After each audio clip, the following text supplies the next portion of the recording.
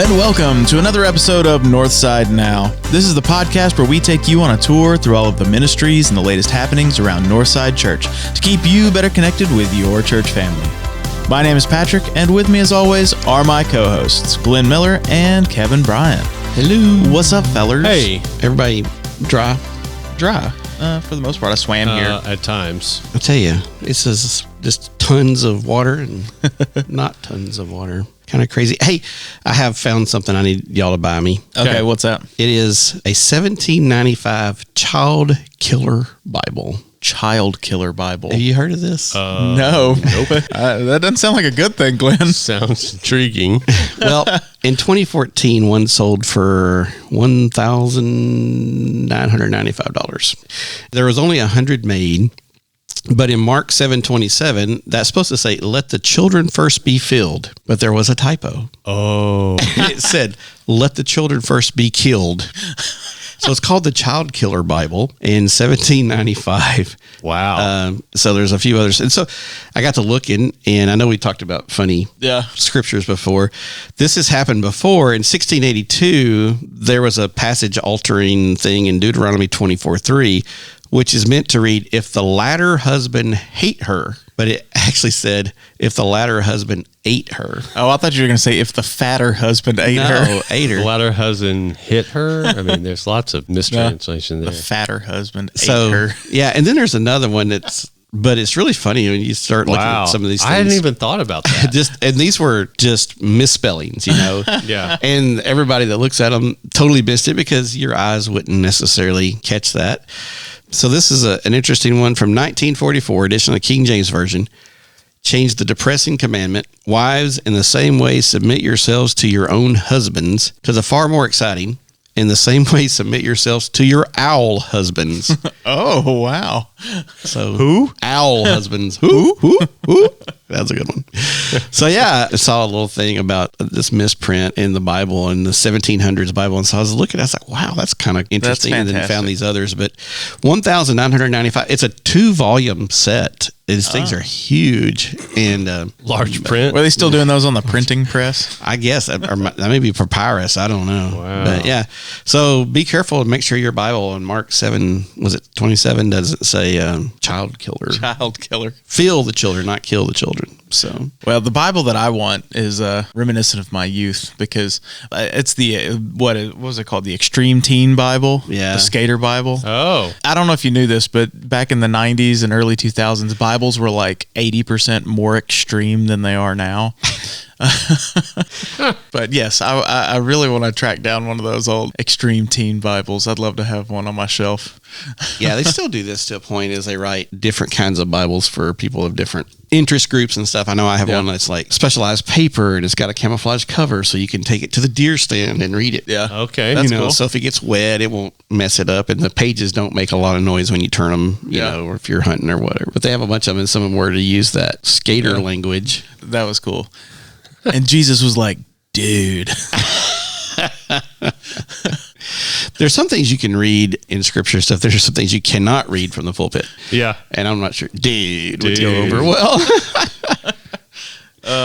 So that was an interesting find on the Bible and the misprints so 100 people had that Bible, a 2-volume big old monster Bible. And could you imagine, you're like, your Bible is wrong.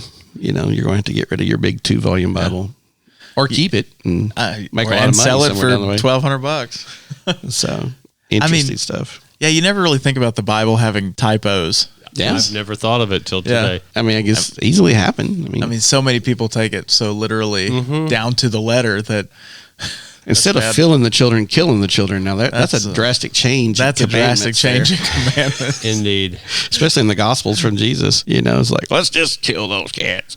Yeah, that's... I wonder how many teachers are already saying that since we're a few weeks into school now. I don't know if they're saying it, but they're definitely thinking it. Depends, yeah.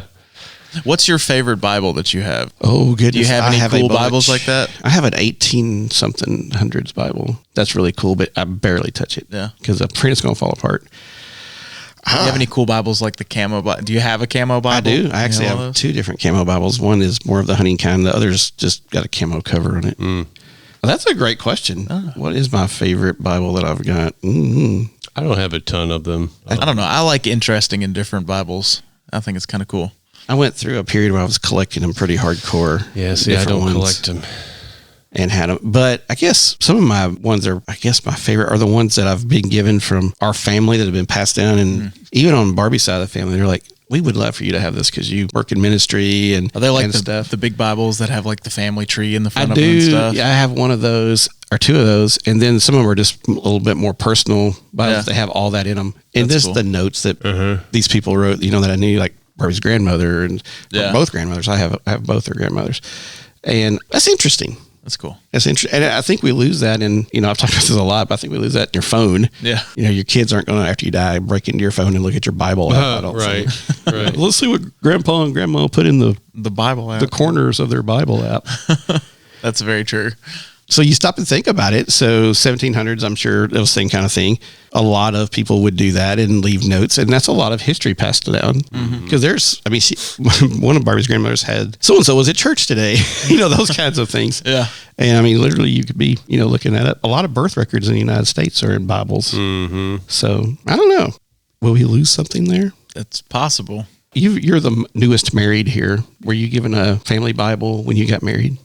We were. See, we had a Bible actually at our it was at our rehearsal dinner. Oh, you didn't have it for the wedding? Didn't want to use it. No, we had a Bible out. I think we just had it out at the rehearsal dinner, and people would highlight their favorite Bible verse or write notes in that for us when we were getting married. So we've got a cool Bible that's got some personal messages in it and stuff, and some highlighted scriptures that are personal to our family. So that was kind of a cool one. I did get a giant Bible from my grandmother, but it doesn't really have any notes or anything in it. Yeah. I don't know. That's a good question. I don't know. Right now, my favorite Bible is the literary study Bible. That's what makes it your favorite? Well, it sort of approaches the Bible and shows you how to read it as literature. And so there's a breakdown at the beginning of each book as far as like what the genre is, what the literary motifs are, what the different cast of characters are, and it kind of breaks down whether it's poetry or whether it's historical text or whether it's, a letter or, a prophet or something, and it kind of helps you know how to read what you're reading and what the context is and all that. And it's really cool. There's a lot of information there that it gives you. My brother has a Bible. It's called a Reader's Bible, which is kind of cool. It takes all of the chapter numbers and verse numbers and all the headings and everything out, and it's just like the Bible written out as a book, basically. And it's kind of a different way to read it because you don't realize how much you get like the verse numbers like in your head, and you see them as individual sections, but that's not the way it was originally written. It was written just as text. So when you take all that out and you read it, I don't know. It almost like it gives it a different context, a different meaning, because you're not putting those mental breaks in it, So you mean when Paul was writing his letters to all these churches, he didn't just break them out? Yeah, and he didn't put random headings in the middle. He's like, you know what? I think I'm going to put a heading here, and this is going to be a new section. That'd be a maddening process, wouldn't it? Here's the controversy. What if Paul didn't actually write it? Oh, he dictated them. They're scribes. Yeah. And they were in charge of not only getting them down, but then also editing, which is kind of a controversial thing. I've listened to a bunch of this recently with the Bible Project and Bible scholars that will talk about how the Bible came to be. And we've talked about this before. It's not like, a tablet dropped out of heaven given to Paul or given to Moses, etc. It was a iterative process. It doesn't make it any less true or worth our time and attention. But sometimes that makes people a little squirrely when they realize that, it has been edited and it been compiled over all the years. It can change the way you view the Bible. Oh, sure. Yeah. Not that there's not authority there, for sure, there is. But trying to reflect a little bit more about the historical context in which it came to be and how that plays. So that's sort of challenged me in the last couple of years as I've been listening a little bit more to some Bible scholars about how that actually came to be. So yeah, it is interesting. It's an interesting process. In Dallas, this is really a sad story in a lot of ways. There was the Bible Museum down there for a long time and had this incredible painting of the Pentecost day that you would go through and look at all the Bibles and stuff, and then that you'd look at that painting, and it was really cool. And they had like a little show where they would show different things. Well, it burned several years ago. Really? Down. And we lost some of the Bibles out of there and that painting. Yeah. And it was really sad, but you stop and think about that, we don't have access to that stuff anymore. But I've heard people their houses had burned and they lost the family Bible was the thing they Yep. either grabbed first Yeah. and saved, or they lost it. And it was like the hardest thing they lost. Yeah. You know? So Have either of you guys been to Washington, D.C. to the museum out Museum there. of the Bible? Mm-mm. I've heard it's really awesome, but I have not been up there to see it. I'd like I- to see that. yeah, that'd be cool. That'd be really cool. I've seen some pictures and videos. The guy that helped install our AV equipment back in Hope Hall and the sanctuary when they were built actually did all the AV equipment, led the team in the AV equipment Really? for the Bible Museum in D.C. Wow. Yeah. He went on to bigger and better things. Oh, that's cool. Yeah. Well, you know, I love like BibleGateway.com and stuff on the computer because when you're studying, you want to look at different stuff. And Bibles are so expensive now. I mean, if you 2014, you get that really rare Bible for $1,900. Yeah. I mean, a there's regular a- Bible costs you over $100 now sometimes, you know. I mean, I haven't bought a Bible in a long time. The ones I use are the ones that were, I got maybe 20 years ago or whatever. I haven't really gotten any new ones. The newer translations I look at are on my phone, or online. You read the Gullah translation on your phone, don't you? Do you know that the Bible app has a Gullah translation? Well, there is also another one that's like, or is it a Hawaiian dialect? Hawaiian dialect, that's right. My mom has somebody gave her a Gullah Bible. That's what I'm thinking of. Now, what's a Gullah Bible? It's sort of like, I'm going to get this really wrong.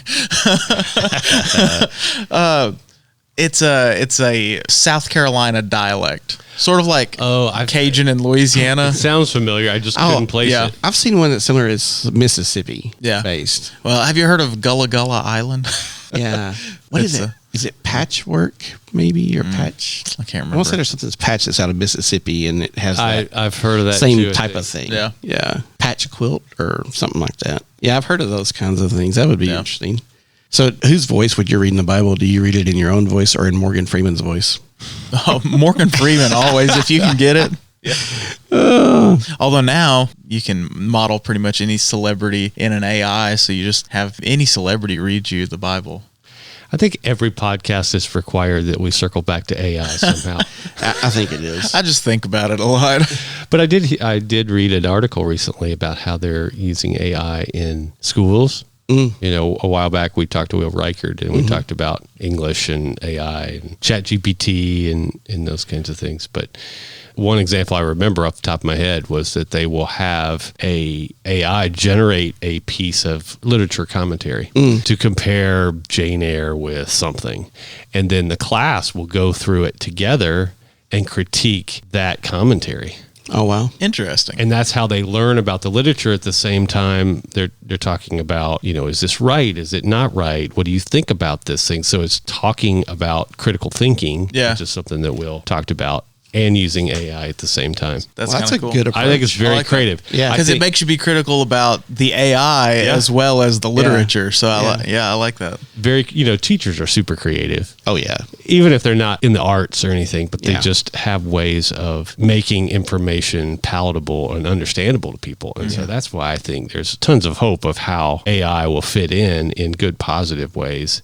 We often tend to lead toward the, Cylons are going to take over the world, kind of Terminator style, all that stuff. But there's plenty of stuff that is positive. So That was one of the really big takeaways I think everybody had from the pandemic was our teachers are really, I mean, I know people give them a hard time and all these different things, but good teachers are really creative and they really find a way to communicate the needs and the things that are out there. So yeah, teachers are creative and they do those bulletin board things.